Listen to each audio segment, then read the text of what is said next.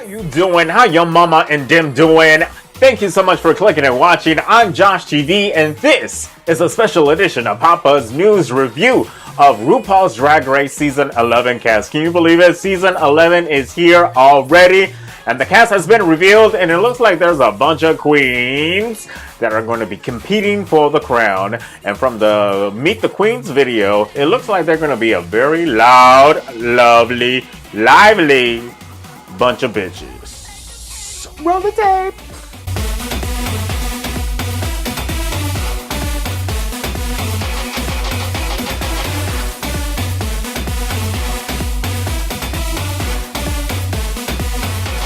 Let's get started with Vanessa Mateo from Tampa, Florida, but she don't live in Tampa, she lives over in Los Angeles. She is back to compete for the crown this season after her infamous elimination from season 10, saying Miss Vanjie 3 times apparently made her a big viral superstar. So people saying that, you know, she has a glow up. Honestly, we really didn't get to see a lot of Miss Vanjie during her season on season 10. So, and coming from Florida, I know the Mateo Empire always slays every type of competition except for Miss Vanessa Mateo. But I'm glad she's back because I'm hoping that she'll be able to showcase a lot of her talents, a lot of her wardrobe in the next coming episodes if she makes it past the first episode, which I think she will. There's a lot of rumors going on that she will. So we're gonna see a whole different side of Miss Vanessa Mateo that we were hoping to see in season 10, but now we're gonna see it in season 11. So I'm really happy she's back, and maybe she'll get to the top 4. We don't know. There's a lot of big competition in this season. There's a lot of big personalities this season. So it's going to be very interesting how, and we know Miss Vanessa is a very loud ass, so we're going to see how that's going to be interacting with other big personalities that's on this season. Up next is Miss Plastique Tiara from Dallas, Texas. And coming from the House of Edwards, you know she is primed and prepared to face any type of competition that is thrown at her, especially winning pageants over there in her home state. So I'm really excited to see her. She looks like she's not the most loudest personality among the House of Edwards, but you know that their name, their stamp, their brand is always slaying. So I'm excited to see what she's going to bring to the table. She's really one of the young queens of this season. Trucking along, we got Miss Soju from Chicago, and she is giving us some Korean pop realness up in this competition, which I totally love. K-pop right now is really hot. So if she brings that type of aesthetic to the competition, I think that gives her a little bit of an edge during the season. She's also well known for her YouTube videos. She's actually interviewed drag queens at DragCon around this time last year, I think last summer. She released a music video. So she's kind of a person that does very well video productions, music, aesthetics, graphics, set design. So she's very of a production queen in that aspect. So that may give her a little bit of an edge, knowing that, you know, this entire platform is all video, is all television. So we'll see what she brings to the table. I'm really excited that there's another Asian queen. I'm glad the season is coming together with more diverse queens from different backgrounds. Miss Mercedes Iman Diamond. This queen is aesthetically beautiful, and she's from Minneapolis, which is also the same hometown of Miss Didi Sahara Benet from season 1 and All Stars 3. She's also Muslim, which is very interesting. So it's going to be a very interesting storyline with her being Muslim, being gay, and after word gets out that there's a Muslim drag queen on the show, and they start focusing, bloggers and article writers and online writers are going to start to focus on her storyline of being Muslim, gay, and drag queen.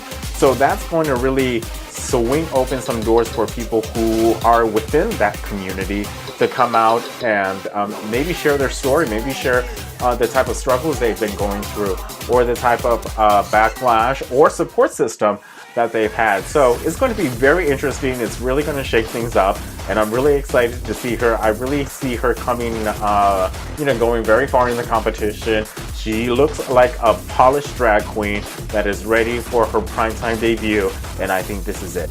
Alright, ladies and gentlemen, let's circle back to Dallas, Texas, because there's another Texas queen up in here. Miss OHara is in the competition. Her outfit, I really love her outfit. Her outfit looks like she's part of the praise team at a church on Sunday, you know, trying to get you motivated, trying to get you to feel the spirit, you know, trying to get you get that miracle. Are you ready for a miracle?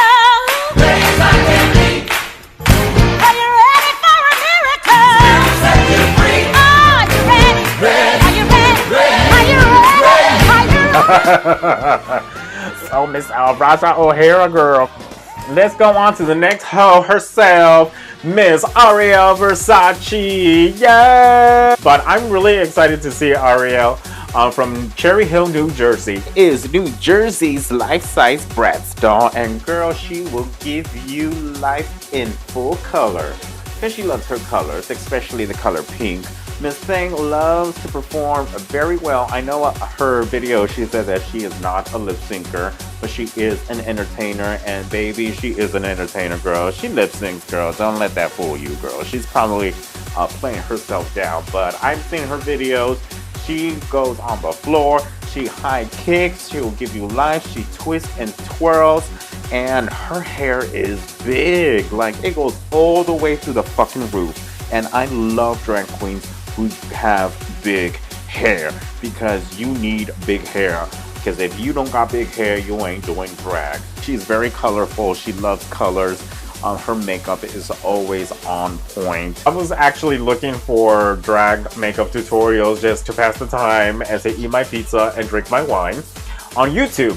So Arielle Versace was the first one that popped up on my YouTube channel, and I started watching and I started following. Her and her husband, who happens to be Miss Chastity St. Cartier, they have their own wig line called Arielle Wigs, and where you can purchase one of them big hairdos to the roof. A lot of people have been copying off and calling it something else, filling it with bags, but that's another story we'll get to maybe in the future for a little gossip line or not.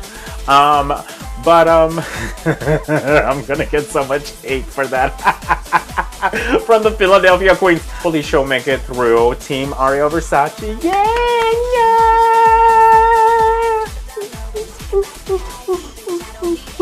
Really excited to see Miss Arielle Versace, Miss Little Mermaid herself. Girl, get it, girl, get it.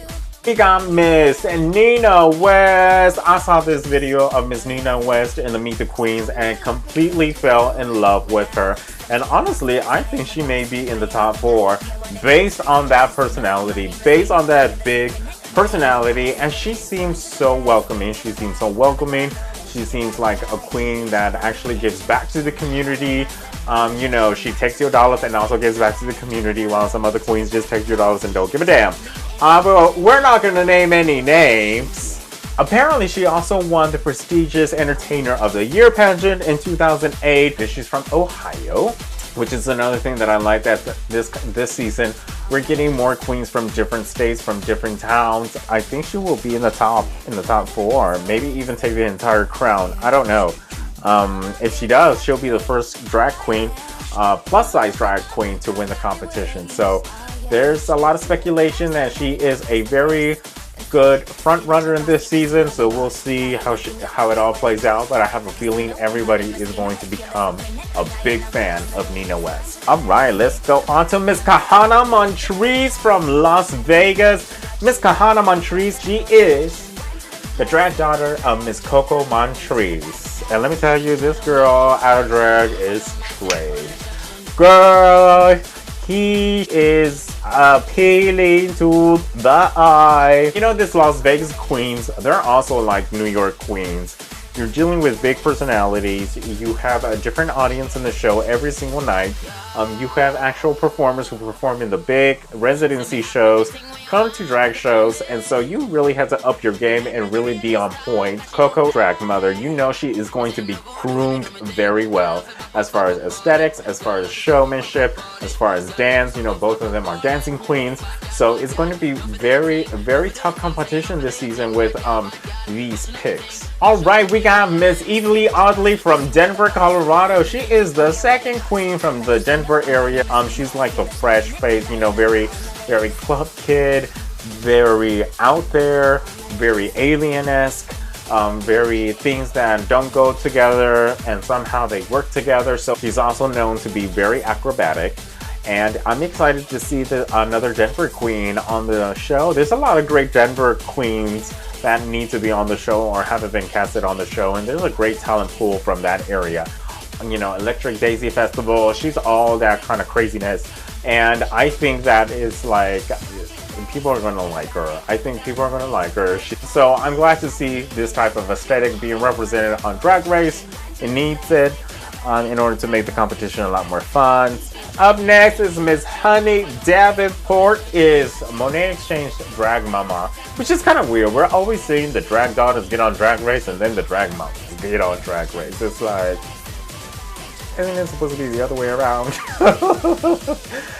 Anyways, she is part of the iconic drag family that includes Miss Kennedy Davenport and Miss OHara Davenport from season 2. And she is like, if you like Monet Exchange style, you're really gonna love Miss Honey Davenport. Her drag aesthetic is very colorful, is very bold, is really out there. So, and you know these drag queens from New York City bring it every single season. Maybe perhaps Miss Honey Davenport will be there in the top 4. We'll see how she goes throughout the competition. She's also apparently a singer and often sings live during her performances without pre-recorded vocals at her shows. So that's really going to give her a bit of an edge on the competition, knowing that, you know, she can lip sync and she can also sing live, which recently we've seen a lot of musicals with your actual voice on RuPaul's Drag Race. So if there's an episode where that is the main challenge, I'm guessing she's gonna really slay it. Miss Sugar Cane from New York City, another New York queen. How many New York queens we got? I think we got 3 this season. Miss Sugar Cane is a Latina. I love her. I love her. I am Team Sugar Cane. She is so lovely. They're calling her the Nana of the season. Apparently she's one of the older queens on the show. But by her aesthetics, she don't know, oh mama, tú no eres vieja, no señora. Apparently she's also a baker. Her day job is she bakes. Nighttime she bakes on the face. Get it? Bake, no? Okay. She has a very welcoming personality. I started following her on Instagram and on Facebook. And she just seems so inviting, so considerate. And such a sweet and smile and that really heartwarming personality. One thing that you didn't know about Miss Sugar Cane is that I think after filming Drag Race, when those wildfires happened over in Paradise in Northern California, apparently her parents live in that area, and I think their entire home was destroyed or their property was destroyed, and Miss Sugar Cane put a GoFundMe page on her Facebook page asking people to, you know, to help out with the efforts as her family recovers from that wildfire over there in California, which have claimed a lot of lives and really done a lot of bad destruction. So that was happening. That happened after filming, I believe, of season 11 of Drag Race. So that's a little something that you probably didn't know. I can't wait to see what she does on the show. I mean, there's a lot of trade at the this season, girl. They got trade like season 6.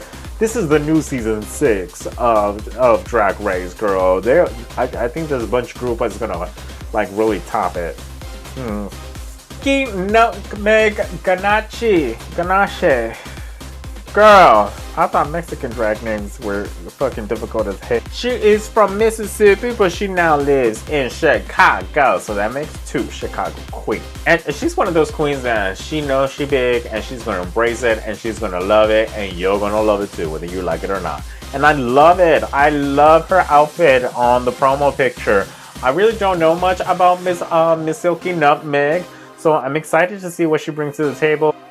Big old loudmouth drag queens, because that's what makes the show, you know what I mean? Like, if you don't have a person who's just gonna be like,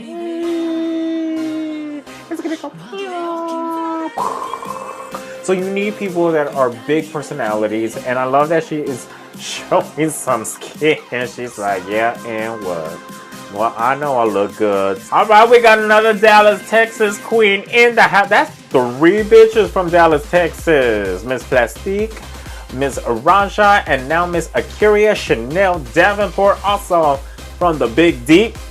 Also come from the pageant background. And like I mentioned before, man, these pageant queens are gonna come in with looks, with aesthetics, with wardrobe, with competition. I mean, we all saw Miss Asia O'Hara slay it on season 10, and she was a pageant drag queen. So you know these bitches came to slay the competition. They did not come to play. She is a Miss Black Universe title holder and Miss International Vogue title holder.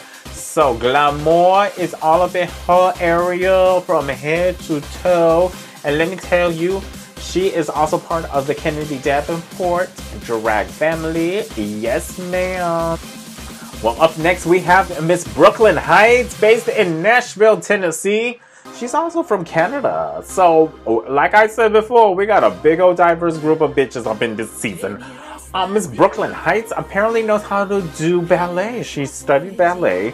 She also incorporates that in her drag, as we saw in the promo picture. She's up on the tippy toes, which I still don't know how they do that. I'm gonna need to see a YouTube tutorial. But Miss Brooklyn Heights has also won the title of Miss Continental in 2014. So we have another pageant queen. What, another pageant queen? Girl, this is the season of the pageant queens that are gonna come in and slay our lives away, girl. And we are gonna sit here and we're gonna gag and we're gonna love and we're gonna kiki and we're gonna be like, yeah! That's all what's going on in our lives right now. I'm hoping she walks the runway with the ballet shoes and just like impress everybody, throw everybody out of the water, or incorporate that in some sort of dance. You know, that thing that ballet people do? Yeah, they go, whoop. I don't know what's that called. What's it called? A curtsy? It's not a curtsy. Scarlett Envy, another New York queen, who apparently is from the South, moved up to New York City and embraced the city, because you can tell she got a little twang still there, girl. She got a little twang. So it looks like she brings in a lot of that old Hollywood glam to the competition. I am loving this promo picture. I think this is one of my favorite promo pictures from the cast. It's like the whole like curve, how she's slanted, and the placement of the hand, and everything is so right.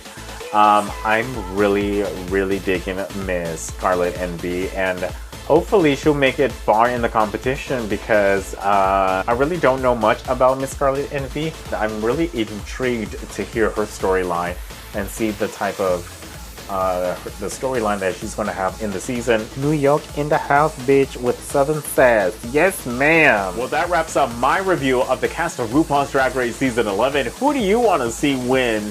Let me know in the comments below. If you liked the video, click like and subscribe to my channel.